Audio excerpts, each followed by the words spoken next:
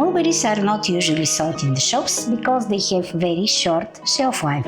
They contain lots of water and spoil really fast, but they are amazing fruits, full with healthy nutrition and very beneficial for our health, blood sugar, blood pressure, digestive system. They do not store well in the fridge and do not freeze well because of the watery content, but they make an excellent jam. Today I will show you my recipe for mulberry jam. For my recipe I will use 1.5 kg black mulberries. There is another kind white, but for my jam I will use black. These are really nice and large fruits. What I have to do with them is to remove the stems. Mulberries are very fragile fruits, but they have really hard stems, so to make a good jam, you have to firstly remove the stems. For this messy job, you need to wear gloves, and there is no easy way to do it. You just have to catch the stem and squeeze the fruit. This is the stem. Don't pull the stem, just squeeze the fruit and remove it from the stem. This is the right way to do it because otherwise the stem will break and part of it will be in your jam. I have to process all these fruits, and this is the hardest part of making the mulberry jam. And the last one.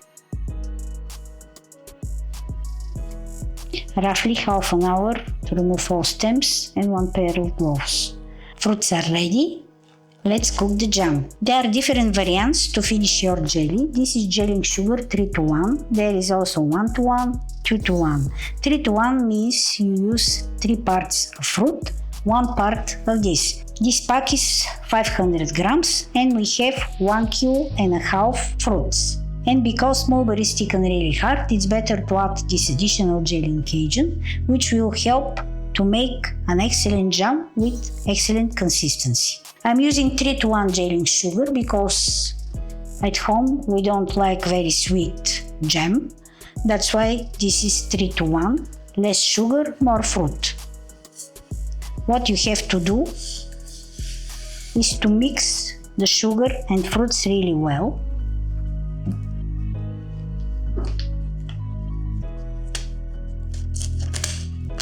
And to do it while fruits are cold. Otherwise, this thing will get into small crumbles in the jelly and won't cook and won't jellify your jam. I think I'm ready. I don't see any white parts. So it's time to cook the jam. I have to put it on the stove. I'll turn on the heat on maximum and bring the jam to boil. After that, I'll reduce the heat. It will take some time, but you have to keep an eye on it because it will start bubbling. When it starts bubbling, it's time to reduce the heat to medium. And at this point, you can remove the jam foam that forms on the edges. You need a dry plate and a big spoon like me.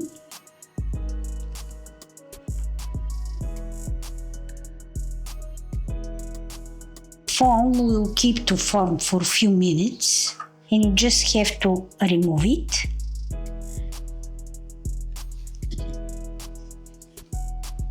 Otherwise, when you fill your jars, it will be on top of them and it won't look really nice. Gelling sugar reduces the cooking time of the jam, so it saves the healthy nutrition of the fruits and ensures that your jam has the right consistency. It's mostly based on pectin and contains a bit of citric acid, so it's absolutely safe.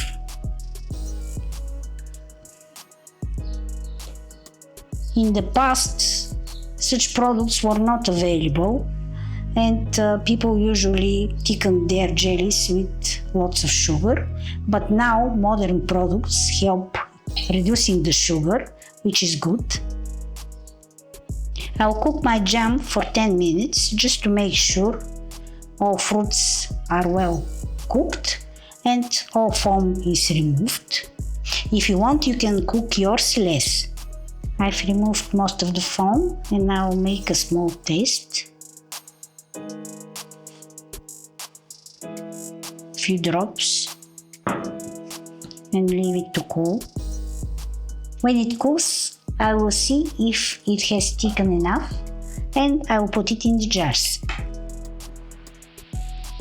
When the jelly is ready and you make this test, the drops don't have to be runny.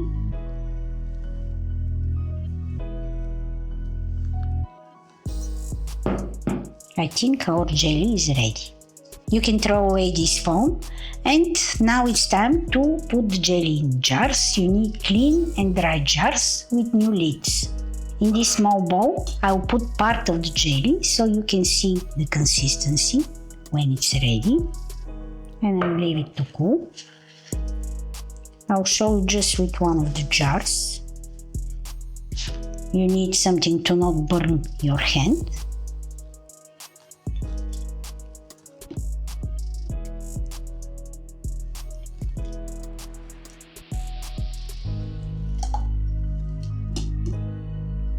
You have to put the jelly while still hot in the jars. This is what I call cold sterilization. You use the heat of the jam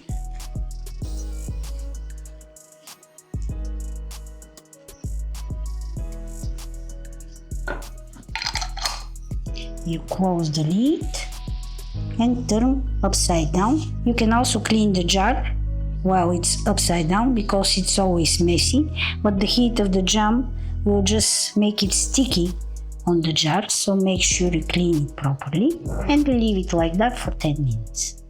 The jam is ready. In the small bowl, it cools faster.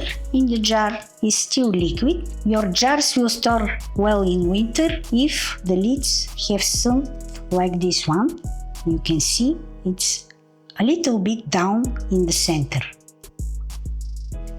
I want to show you the consistency.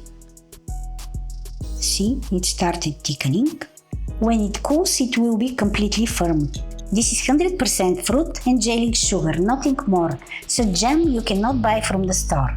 Nothing beats the homemade jam, and mulberries make a really delicious one. They taste similar to blackberries, not so aromatic, but still very delicious. If you have the chance to find mulberries, make this recipe and let me know what you think in the comment section of this video. I'm Diana from Grow, Eat and Repeat. You can subscribe to my channel to see more recipes.